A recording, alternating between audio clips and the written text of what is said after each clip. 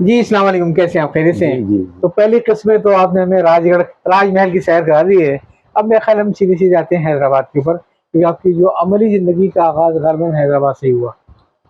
جی عملی کی زندگی کا آغاز میں نے بتایا نا کہ معاشی حالات تو ایسے تھے کہ مجھے میٹرک کے فوراً بعد ہی کچھ کام کرنے کی ضرورت پیش آئی.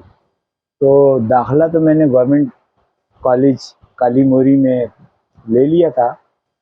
تو وہ ہمارے گھر سے کوئی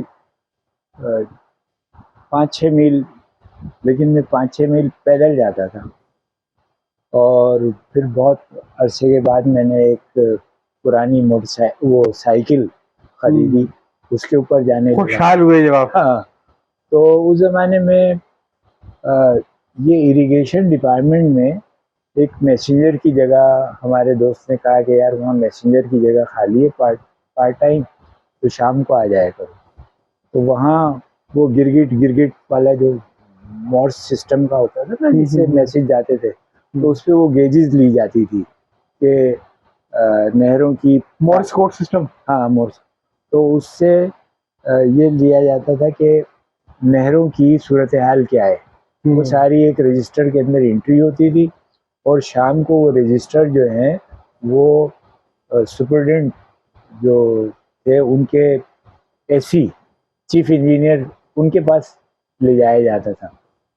تو وہ سارے اتنا کام ہوتا تھا سرکاری دفتروں جی میں جی اس زمانے میں بہت بورڈ سے پورا ڈیکوڈ ہاں لکھنا پورا محکمہ تھا. اور یہ کہ آنے کی صورتحال، گیٹ کھلنے کی صورتحال، کتنا پانی ہے، کیا ہے، یہ سارے مانیٹر ہوتا تھا. تو وہ رجسٹر جو ہے وہ میں لے کے جاتا تھا چیف انجینئر کے بنگلے کے اوپر، سائیکل کے اوپر رکھ کے. اور یہ میری پہلی ملازمت تھی. اس کے بعد ایک ہمارے جو رشتے دار تھے انہوں نے کہا کہ منڈی کے اندر ایک آرٹسی جو رہتے ہیں ان کے پاس ایک منشی کی تو جناب علی ہم منشی گیری میں پڑے. تو وہ چھوٹے منشی ہم بنے. پہلے تو انہوں نے ہمیں چٹھا لکھنا سکھایا. عربی کے اندر اعداد جو ہوتے ہیں اس کے اندر وہ چٹھا لکھتے تاکہ وہ دوسرے جو وہ سمجھ نہ سکیں. تو اس کے لیے ہمیں اذانوں سے پہلے منڈی پہنچنا ہوتا تھا. اس زمانے میں شہر کے وسط میں منڈی تھی. تو وہاں پہ ایس ایم یعقوب ہمارے وہ بڑے بڑے کنو کے اور مالٹے کے اور مختلف چیزوں کے وہ آتے تھے اور وہ ان کی نیلامی کرتے تھے. اور ہم ان کے ساتھ کھڑے ہوئے گلے میں ایک تھیلی ڈالے ہوئے اور رجسٹر ہاتھ میں لیے ہوئے وہ بولتے جاتے تھے کہ بھائی فلاں کے اتنے لکھو، فلاں کے اتنے لکھو. اور ہم لکھتے تھے. یہ 10-11 بجے تک یہ کام ہوتا تھا. اس کے بعد وہ کیش ویش گننا، جمع کرانا. اچھا. یہ دوسری ملازمت. کتنا عرصہ کیا آپ نے؟ یہ بھی اب نے کوئی 1-8 سال یہ کام بھی کیا. تو اس زمانے میں پھر ہمارے ایک دوست تھے، انہوں نے مشورہ دیا کہ آپ وہاں سے گورنمنٹ کالج سے تو فارغ ہو گئے تھے، تو انہوں نے شام کے کالج میں داخل. تو ہم نے پھر آرٹس کے مضامین لے لیے، سٹی کالج میں داخل ہو گئے. تو یہاں سے پھر ہمارا وہ طالب علم کی سیاست کا اور پڑھائی کا اور جمعیت کا یہ سارا دور وہاں سے شروع. ہاں، میں اصل میں یہیں سے لے کے آنا چاہتا تھا کہ جو آپ کی زندگی کا وہ سنہرا دور جب آپ سیاست اور صحافت دونوں میں اپنے قدم رکھا اور دونوں میں اپنی دوستیاں ڈالی، وہ شاید حیدرآباد سے شروع تھا. ہاں، یہ جو ہمارا سٹی کالج ہے حیدرآباد کے وسط میں ہے، اور اس کی خصوصیت یہ ہے کہ قیام پاکستان کے فوراً بعد ایک بہت بڑی تعداد تھی نوجوانوں کی جو دن میں ملازمت کرتی تھی اور شام میں پڑھتی تھی. تو یہ شام میں پڑھنے کے لیے ایوننگ کالج یہ شام کا کالج بنا. اور مرزا عابد عباس صاحب جو ہے وہ بھی یہاں کے پرنسپل رہے، رحیم ڈیسو صاحب یہاں کے پرنس رہے، قوی صاحب رہے، اور بہت سارے بڑے بڑے لوگ. اور یہاں سے بڑے بڑے لوگوں نے پڑھا ہے اور باقاعدہ پڑھائی بھی ہوتی تھی. ہاں، اور اس سٹی کالج کو میں تو ایک یونیورسٹی کا درجہ دیتا ہوں کہ اس کے ہفتہ طلبہ کے پروگرام جو تھے وہ بڑے مشہور تھے. ڈیبیٹس بہت مشہور تھی. بڑے بڑے ڈیبیٹرز جو تھے وہ سٹی کالج کے مشاعرے میں آتے تھے. یہ خواجہ معین الدین کا جو ڈرامہ ہے، یہ ڈرامہ وہاں پہ اسٹیج کیا. لال قلعے سے لالو کے. ہاں. اور معین اختر میرے خیال نے اپنی ابتدائی دنوں میں سٹی کالج بھی پرفارم کیا. وہاں سے ان کی شہرت کا اور اس کا جو اس زمانے میں یہ تو سٹی کالج میں پڑھے اور وہیں سے یہ لیڈرشپ کا اور اسلامی جمعیت سے متعارف ہوئے. اچھا, تو جمعیت نے جو ہے میرے اس کے اندر بڑا کردار ادا کیا. یہ کس سن کی بات ہے؟ یہ 74 کی بات ہے. 74 کے بعد. اور اس میں پہلا میں سمجھتا ہوں کہ جو بھٹو کی تحریک, طلبہ تحریک وغیرہ جو شروع ہو چکی تھی. نہیں, اس وقت بھٹو کی تحریک شروع نہیں ہوئی تھی. نہیں, بنگلہ دیش نامنظور کے حوالے سے ہاں, اس زمانے جمعیت کافی موبلائز ہو گئی تھی پورے وہ پاکستان میں. بنگلہ دیش نامنظور کی تحریک خاصی وہ ہوئی تھی, مقبول نعرہ بنا تھا ایک وقت کا. اور اسی زمانے میں میرا خیال ہے کہ ہمارا سالانہ اجتماع ہوا تھا پشاور میں, تو اس میں ہم نے شرکت کی. اور واپسی کے اوپر ہم لاہور میں آ کے مولانا مودودی کے ان کی وہ شام کی جو نشست ہوتی تھی, اس میں پہلی مرتبہ مولانا میں بھی اس میں ایک دفعہ شریک ہوا. اور کیا ان کا روپ تھا, چہرے کو کیا نور تھا, کیا بڑی تھا. تو جمعیت نے اس زمانے میں ہمیں پڑھنا بھی سکھایا اور نعرے لگانا بھی سکھایا. اور تقاریر, مطلب تقریر کرنے کا مرحلہ ایسا تھا, بعض اوقات یہ ہوتا تھا کہ اسٹیج پہ کھڑا کر دیا اور اب دل چاہتا ہے کہ چھوڑ کے بھاگ جاؤ اسٹیج, لیکن بہرحال وہاں کھڑے ہو کر بولنا پڑتا تھا. ہاں, کیونکہ ابھی ہم رفتہ رفتہ اسی طرف آ رہے ہیں کہ میں دیکھتا ہوں کہ جمعیت یوں تو بنی ہے 1947-48 میں بلکہ, جی, لیکن جو صحیح معنوں میں جو کالج یونیورسٹی کی سطح پہ بہت زیادہ جو موبلائز ہو کے سامنے آئی ہے وہ پھر بھٹو کے اہمیت جی. اور جو سب سے پہلی چیز تھی میرا خیال ہے کہ ایک تو جو بنگلہ دیش کے فال کے وقت جو مسائل ہوئے اور جو البدر الشمس وغیرہ کے حوالے سے, اور بعد میں پھر نامنظور بنگلہ دیش نامنظور تحریک, یہ جمعیت کو فور فرنٹ پہ لے کر آئی تھی. میرا خیال ہے جمعیت کا وہ زمانہ جو تھا وہ ایک کشمکش کا زمانہ تھا. جمعیت کا جیسے پورا مشرقی بازو جو تھا اس میں سارے لوگ آزمائش میں تھے, اور ان میں سے بہت بڑی تعداد جو ہے فعال ہونے کے بعد سقوط ڈھاکہ کے بعد مغربی پاکستان آ گئی تھی. اور ان کے وہ طالب علمی کے مسائل تھے, ان کے کراچی یونیورسٹی میں بہت سارے طالب علم تھے, اسلام آباد میں تھے, پنجابی یونیورسٹی میں تھے. اور اسی زمانے میں جمعیت نے تحریکیں شروع کی. یہ ظفر جمال بلوچ جو ہمارے ناظم اعلیٰ بنے ہیں, تو ان کا تو پورا دور جو ہے وہ خود بھی جیلوں میں رہے ہیں, اور انہوں نے جو تحریکیں چلائی ہیں اس کی وجہ سے لوگ بھی. اور ایک زمانہ تھا کہ صوبہ سرحد کی جیل میں بہت بڑی تعداد نوجوان طالب علموں کی تھی, اور یہی طالب علم تھے جو انہوں نے جیلوں کے اندر تربیت حاصل کی, اور جمعیت کے اسٹڈی سرکل اور پروگرامز اور یہ ملکی قیادت میں بھی انہوں نے کردار ادا کیا, جماعت اسلامی میں بھی کردار ادا کیا, اور یہ بڑی تعداد جو تھی اس نے لوگوں کو سنوارا. ویسے اس پر تو میں آؤں گا تفصیل سے ابھی بعد میں, چونکہ بات نکل ہی گئی ہے, تو میں آپ سے ایک ون لائنر پوچھنا چاہوں گا. 47-24 بہت ساری تنظیمیں آئیں, بہت عروج پہ گئی, نیچے آئیں. آپ نے جماعت اسلامی کا نام لیا, آپ نے اسلامی طلبہ کا نام لیا. یہ 75 سال کی تاریخ میں ایک ون لائنر میں آپ سے سوال کروں گا, آپ کے خیال میں جمعیت نے جماعت اسلامی کو نقصان پہنچایا ہے, جماعت اسلامی نے جمعیت کو نقصان پہنچایا ہے؟ میرا خیال ہے کہ کامیابی دونوں کی نہیں ملی نا, کس سے کس کو نقصان پہنچایا؟ اصل میں کامیابی کا جو مفہوم ہے عام, یعنی کہ سیاست میں یا ملکی اقتدار میں, وہ میرا خیال ہے جمعیت اور جماعت جو ہے ان کو ایک بہت بڑا طبقہ ہے وہ اسی میں لگا ہوا ہے. لیکن جو مولانا مودودی کی تحریریں ہیں اور جو پیغام ہے وہ اگر وہ تو اس پہ آئیں تو وہ تو اصل مسئلہ ہے دعوت کا.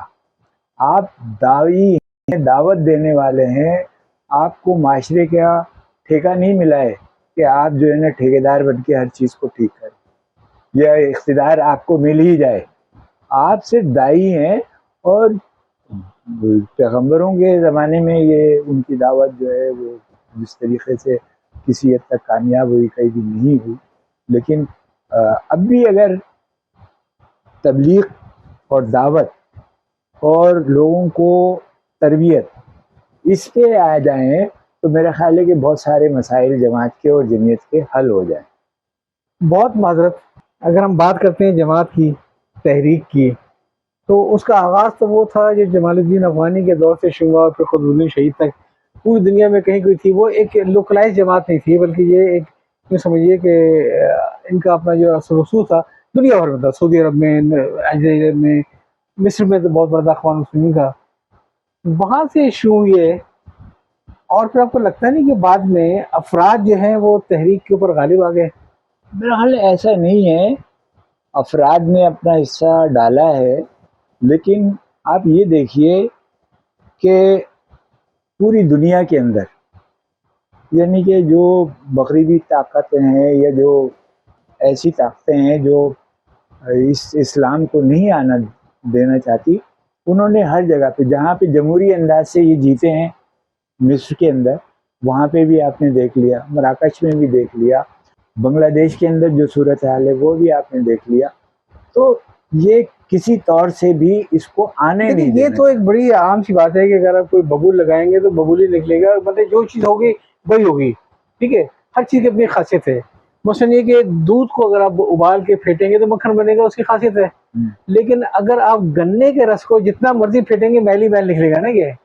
تو یہ جو ایک نظام تھا جو کہ جس کے پیچھے ہم لوگ گئے اور جو کچھ تھا، کیونکہ میں سمجھتا ہوں کہ انقلاب یہ پہلے ذہنوں میں آتا ہے، تبدیل ہوتے ہیں، اس کے بعد انقلاب آتے ہیں، میرا خیال ہے لیکن عوامی سیاست جو ہے وہ ذہنی انقلاب سے دور لے گئی۔ بالکل، یعنی کہ ہم سیاست پہ بہت زیادہ ہمارے حاوی ہو گئی ہے، اس کو کم کرنا چاہیے، تربیت اور پہ اس کے اوپر کام۔ مطلب اکثر لوگوں سے ذکر کرتا کہ مولانا کے زمانے میں ایسی قداور شخصیت تھی جو لوگوں کے ویسے ہی تربیت نہیں کرتے تھے، بلکہ ان کے ذہنی سکون کے لیے روحانی طور سے بھی ان کو وہ دیتی تھی۔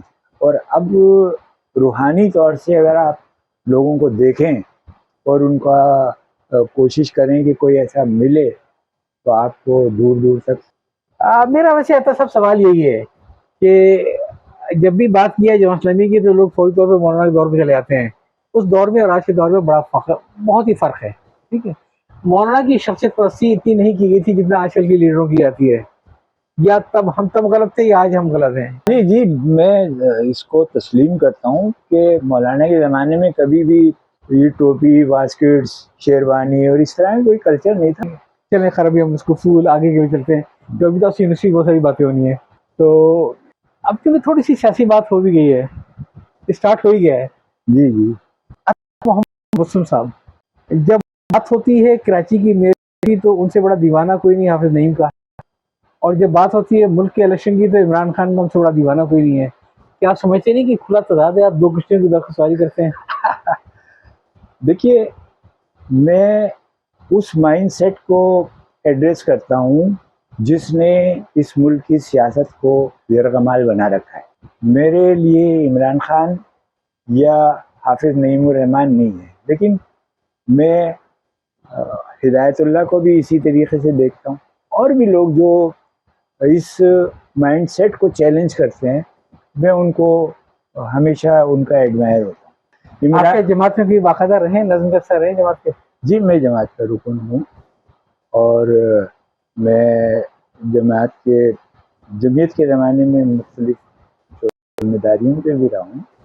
آپ جو عمران خان کو آپ کے میں رسپیکٹ کرتا ہوں، ریگارڈ کرتا ہوں، سمجھتے ہیں آپ کے ایک اچھا لیڈر ہے، بہت عرصے بعد ملا ہے، چیلنج جو آپ کے سوشل میڈیا پہ نظر آ رہا ہے کہ آپ اس کے کافی وہ، دیکھیے میں کہتا ہوں کہ میرا سوال ابھی ختم نہیں ہوا ہے۔ جی، سوال میرا یہ ہے کہ کیا جماعت اسلامی میں کوئی کمیونیکیشن ٹو وے ہے، نیچے سے اوپر یا اوپر سے نیچے؟ آپ واحد نہیں ہیں، میں جماعت اسلامی کے بہت سے لوگوں کو جانتا ہوں کراچی کے اندر جو عمران خان کے بہت بڑے مداح ہیں، لیکن اگر اتنی بڑی تعداد میں لوگ مداح تھے تو جب صوبہ سرحد میں یہ ناداں گر گئے، سجدے میں جب وقت قیام آیا کہ 2-3 سال تک ساتھ میں کیا اور الیکشن سے زیادہ سے پہلے 2018 کے ساتھ چھوڑ دیا، کیا اس فیصلے میں جماعت کے اراکین کا پوری آشیرواد حاصل تھی؟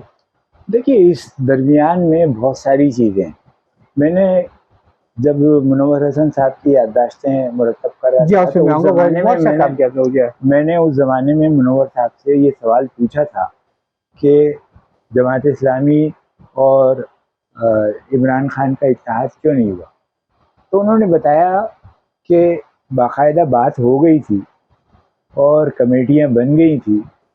عمران خان نے جن لوگوں کو یہ ٹاسک دیا وہ بھی وہ لوگ تھے جو جماعت سے کسی حد تک وابستہ رہے تھے یا جمعیت کے سابقین تھے، لیکن بیچ کے اندر ان لوگوں نے کوئی پیش رفت نہیں ہونے دی. سب سے بڑی رکاوٹ انہوں نے پیدا کی. پتہ ہے آپ سیاست میں یہ جو ہمارا بیچ کے اندر جو سسٹم ہے نا، یہ سارا بہت وہ ہے. تو شاید آپ میرے سوال کا مطلب سمجھ گئے ہوں گے. یہ میں نے سے پوچھا تھا کہ جماعت اسلامی کی جمعیت کو نقصان پہنچایا ہے، جمعیت کو نقصان پہنچایا ہے. آگے چلتے ہیں کیونکہ بہرحال یہ حقیقت ہے کہ جماعت اسلامی کے نوجوانوں کو بہت بڑا طبقہ تب خوش ہوتا اگر یہ دونوں فطری اتحادی ہوتے. دیکھیے فطری آپ اس ملک میں دیکھ رہے ہیں گزشتہ 40-50 سال سے کہ جو فیوریٹ ہیں، یعنی یہ MQM ہے فیوریٹ ان کی، وہ ہر سطح پہ اس کو چاہے وہ کتنا بھی وہ ہو اس کو جب چاہے اقتدار میں لے آتے ہیں، جب چاہے علیحدہ نکال کے بیٹھا دیتے ہیں اور اس کو اپنا تھم نیل بنایا ہوا ہے. جب بھی ان کو ضرورت پڑتی ہے اس کو اسمبلی میں لے آتے ہیں، ووٹ دلوا دیتے ہیں، لوگوں کی حکومتیں بنوا دیتے ہیں، لوگوں کی حکومتیں گرا دیتے ہیں. اسی اچھا طریقے سے فیوریٹ کی کیا پہچان ہے آپ کے نزدیک؟ میں ایک سوال کروں گا آپ سے. حق دو کراچی کو، جی ٹھیک ہے، پوری پروٹیکشن کے ساتھ گورنر ہاؤس کے سامنے میلہ لگا رہا کئی دنوں تک یہ حق دو کراچی کو، ٹھیک ہے، پکوان بنتے رہے، لوگ آتے رہے، میلے کا سما رہا. لیکن چند گھنٹے کے لیے MQM والے آئے تو وہاں پہ ان کو اس طریقے سے مار کے نکالا گیا کہ ان میں سے ایک موت بھی واقع ہو گئی تھی اسی ایریے میں، اسی ایشوز کے اوپر. یہ فیوریٹ تو کون ہوتا ہے، کیسے سمجھا جاتا ہے نہیں، فیوریٹ؟ آپ کے سوال میں جواب پوشیدہ ہے کہ وہ جب چاہیں جس طرح کا ماحول چاہیں پیدا کر سکتے ہیں. وہ مطلب لوگوں تنکوں کو سہارا دے کر وہ کشتی بنا دیتے ہیں. تو بات بڑے دلچسپ مرحلے میں داخل ہو رہی ہے کہ آپ چاہیں سو کریں، ہم کو بس بدنام کیا. ہاں آتے ہیں اگلے اور تیسرے حصے کے اوپر.